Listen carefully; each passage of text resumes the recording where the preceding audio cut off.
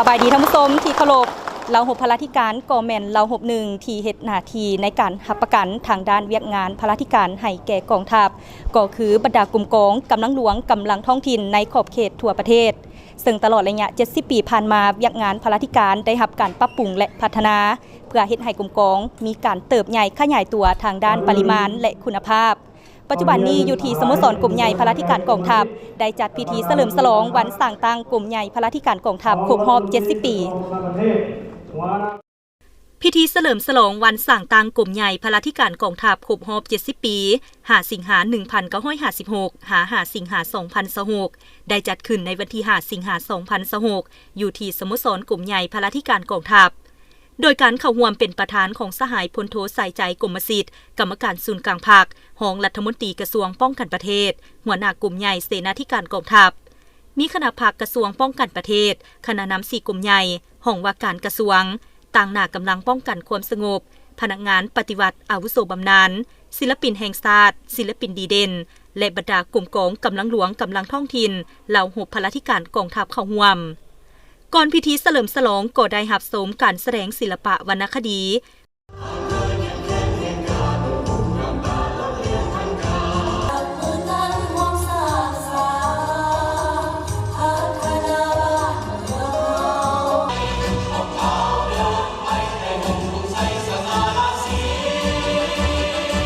พร้อมทางหับสมฟิล์มมูลเสื้อการเติบใหญ่ขยายตัวของเวียกงานพลาธิการในระยะต่อสู่กูชาติก็คือในระยะปกปักรักษาและสร้างสาพัฒนาประเทศชาติซึ่งได้เคียงบ่าเคียงไหลกับระบบอื่นๆในภารกิจต่อสู้ต้านศัตรูจนญาติได้ไสชนะเป็น9-9มา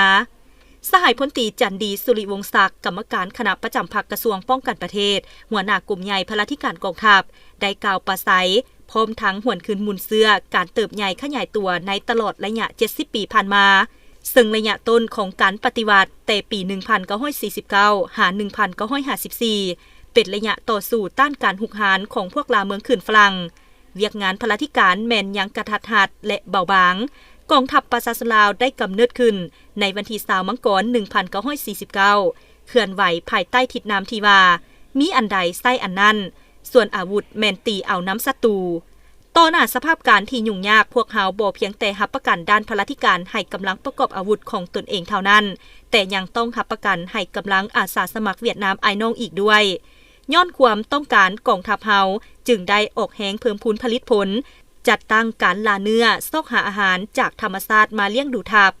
พร้อมเดียวกันนั้นยังได้อิงใส่การอุ้มสู้ช่วยเหลือจากประชาชนอย่างแข็งแรงกองทหารตั้งทัพอยู่บอนใดประชาชนอยู่บอนนั้นก็ได้เลี้ยงดูห่วมกินห่วมอยู่คือกันกับลูกหลานในครอบครัวห่วมปรึกษาหารือออกแห่งงานห่วมกันในเบื้องต้นองค์การพลาธิการมีจำนวนพลเพียง506สหายแบ่งออกเป็นบรรดาแผนกการเซ็นแผนกแผนการแผนกการเงินและบริโภคแผนกเพิ่มพูนและลำเลียงแผนกยุทโธแผนกอุปกรณ์แผนกเสนาหักและกำลังขนส่งทางบกนับแต่นั้นมาวันที่5 สิงหาคม 1956จึงกลายเป็นขีดหมายประวัติศาสตร์เป็นวันสร้างตั้งของพลาธิการอย่างเป็นทางการกลายมาเป็นกลุ่มใหญ่พลาธิการกองทัพประชาชนลาวในปัจจุบันที่มีกงจักการจัดตั้งที่เป็นระบบครบสูตรก้าวเข้าสู่ระยะบั้นหบตัดสินซี่ขาดปี 1973 หา 1975องค์การพลาธิการแต่ละคันได้สุมถูกกำลังแหงปฏิบัติคำสั่งของศูนย์กลางภาคอย่างเด็ดเดี่ยวเหนียวแน่น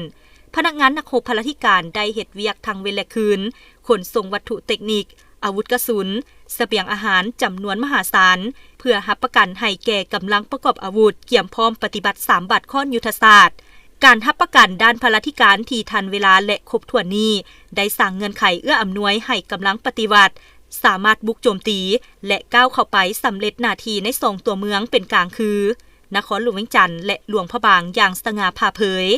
ประกอบส่วนอันใหญ่หลวงเข้าในการญาติเอาไสชนะสมบูรณ์ปลดปล่อยประเทศชาติและสถาปนาสาธารณรัฐประชาธิปไตยประชาชนลาวขึ้นในวันที่2 ธันวาคม 1975อย่างสง่าผ่าเผยจากนั้นสหายพันเอกแสงอรุณแก้วสว่างรองหัวหน้ากลุ่มโฆษณาอบรมกลุ่มใหญ่การเมืองกองทัพได้ผ่านข้อตกลงของกระทรวงป้องกันประเทศว่าด้วยการมอบเหรียญไซพิละอันหารและใบย่องย่อให้แก่กลุ่มกองรวมหมู่กลุ่มใหญ่พลาธิการกองทัพเนื่องในโอกาสเฉลิมฉลองวันสร้างตั้งเหล่าหบพลาธิการกองทัพครบรอบ70 ปี กระทรวงป้องกันประเทศตกลงมอบเหรียญไซส์พิละอาหารสั้น2ให้กลุ่มใหญ่พลาธิการกองทัพ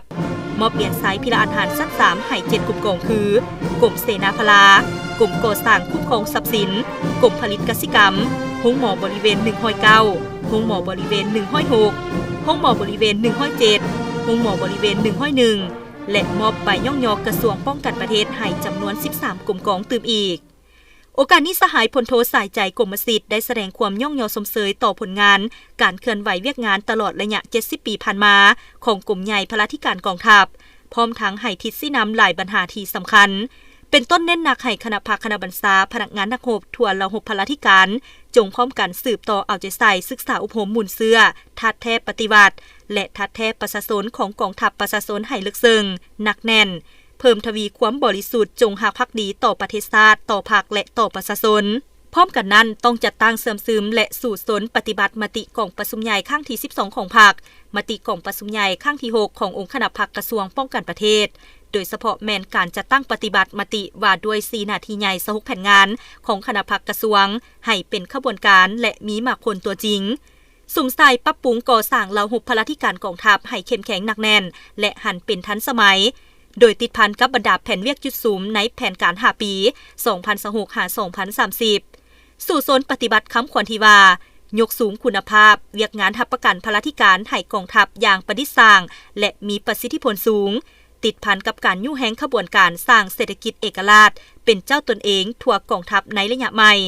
เคียงคู่กันนั้นต้องยกสูงการหันเป็นดิจิตอลในการจะตั้งหับประกันและคุ้มครองพลาธิการในกองทัพให้เกิดผลเป็นรูปธรรมเสื่อมั่นอย่างยิ่งว่าเวียกงานพลาธิการกองทัพจะสืบต่อพัฒนาอย่างเข้มแข็งทันสมัยและมีประสิทธิผลสูงหับไซอย่างสมเกียรติให้แก่การก่อสร้างกองทัพปฏิวัติที่มีแบบแผนทันสมัยและปกป้องสาธารณรัฐประชาธิปไตยประชาชนลาวอย่างมั่นคงภายหลังสำเร็จพิธีคณะนำก็ได้เข้าร่วมเปิดนำไส้หอมุนเสื้อกลุ่มใหญ่พลาธิการกองทัพอย่างเป็นทางการวันนี้ก็มีความรู้สึกดีใจเนาะที่ได้มาเข้าร่วมพิธีเฉลิมฉลอง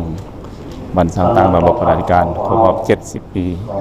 ก็คือวันที่5 เดือน 8 1956วันที่5 เดือน 8 2026เนาะ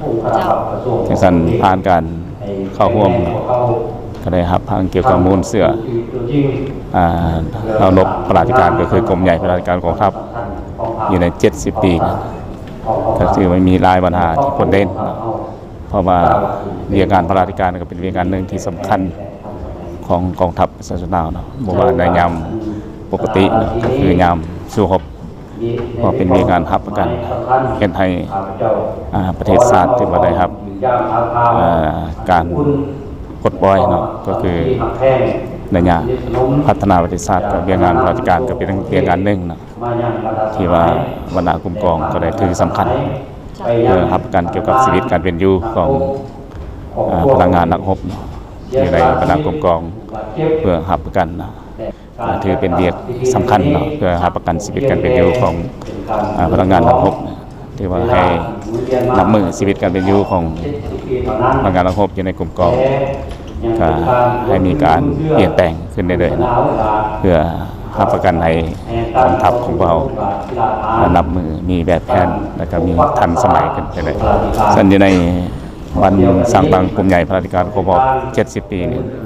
ข้าพเจ้าก็อวยพรให้บรรดาการนำภาครัฐบ่รวมบ่เฉพาะก็เป็น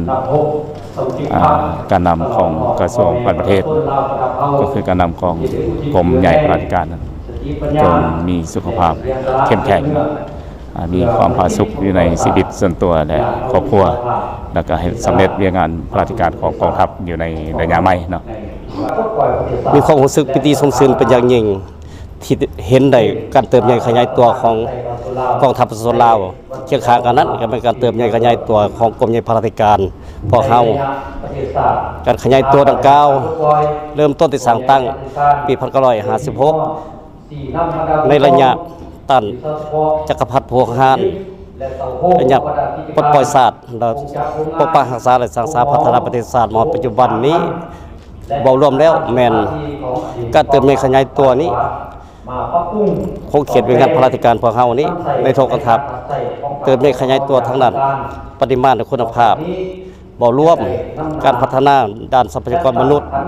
เส้นสร้างกำลังพลาธิการนี้บ่ร่วมมาฮอดปัจจุบันนี้พวกเขาสามารถเว้าได้ว่า90ถึง 95% แม่นสร้างพนักงานเฮาได้สร้างอยู่ภายในและต่างประเทศประกอบส่วนให้ทุกกองในทุกกองทัพในนั้นเคียงข้างนั้นพวกเขาประกอบพาหนะวัตถุอุปกรณ์ต่างๆประกอบให้กรมกองสามารถตอบสนองหน้าที่การเมืองของภาครัฐกระทรวงป้องกันประเทศได้ย่ำเมื่อมีความเห็นต้องการพวกเขาสามารถตอบสนองได้ให้ทันเวลาเนื่องในโอกาสบอนสะดงฉลองครบรอบ70 ปีนี้ข้าพเจ้าตั้งหน้าให้พนักงานนายทหาร